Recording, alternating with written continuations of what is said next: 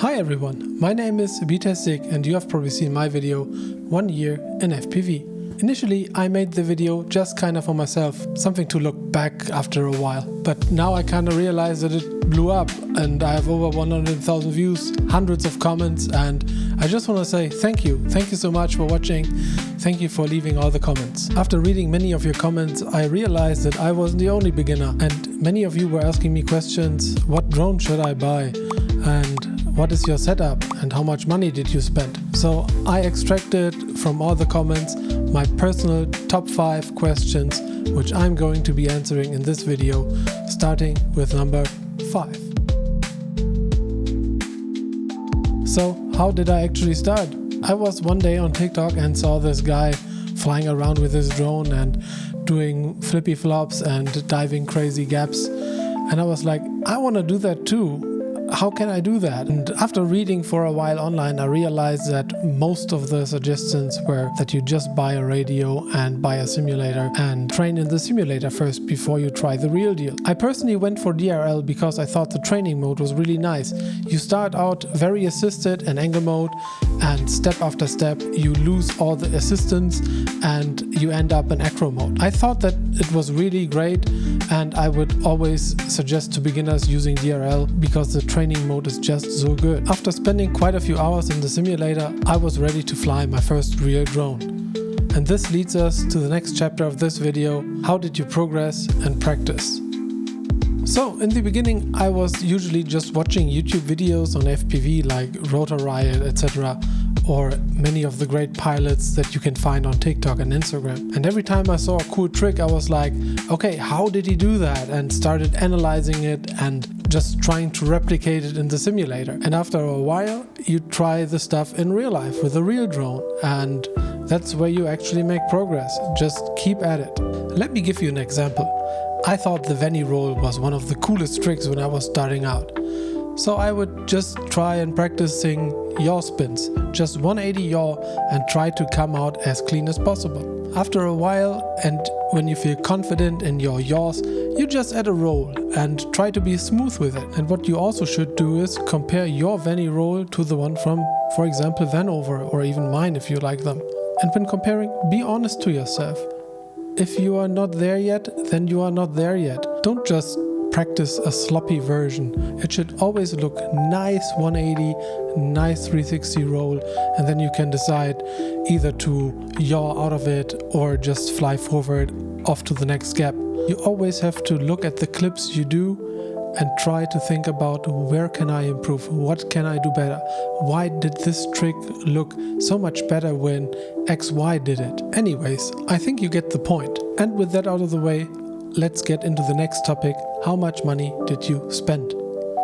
Alright, money is kinda sensitive topic for some of us, but I don't really care. I enjoy spending money on stuff I like, and I certainly like FPV. Having a look at the essentials and not essentials on this list, you easily recognize that you basically just need a good goggles, a radio, a drone, tools, chargers, batteries, replacement parts, and you're basically good to go. In the beginning, I would advise against action cameras such as GoPros or Action 2 or similar. You will probably crash and destroy them, and action cams are kind of expensive. You also probably don't need a second or third drone in the beginning. Just fly with what you have and spend money on replacement parts. Overall, I think you can get away with like 50 to 100 euros a month, depending on how hard you fly and how much you destroy.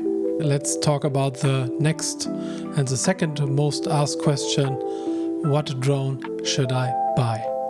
If you really want to stay below sub 250 grams because of your country's laws or something, you can't really go wrong by buying the EMAX Babyhawk II HD. I went with it initially and it's a great drone, but it's just missing the weight and the power of a 5-inch quad. That's why I prefer my 5-inch quads over the Babyhawk. But if you want a mid-size park ripper or something, it's a great deal. Looking at great options for a 5-inch would be the Nazgul 5. It's made by iFlight. You can get it bind and fly for like $5.99 or $6.99 I think.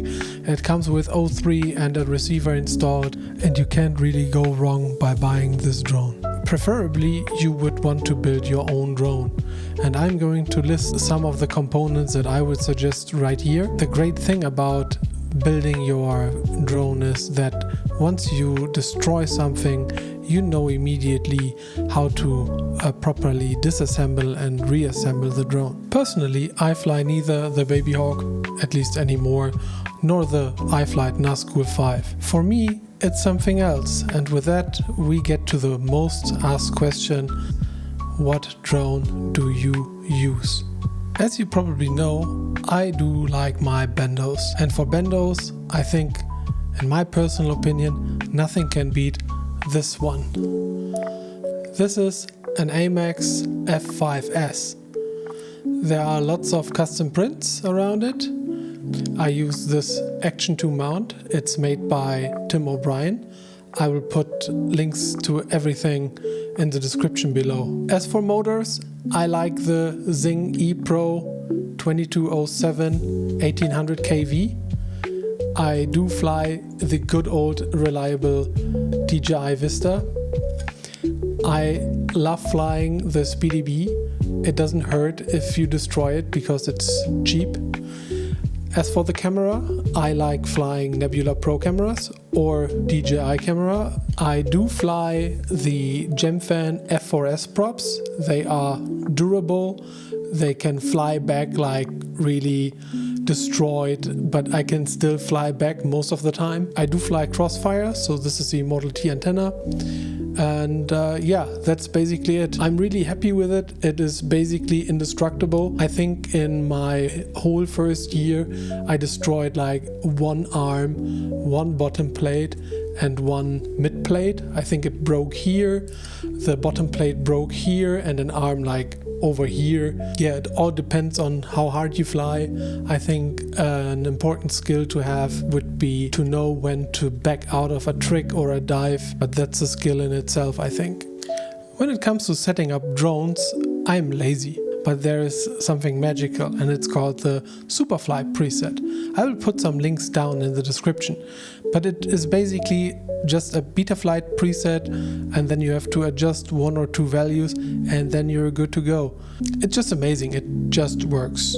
Let me quickly go over the rest of my setup.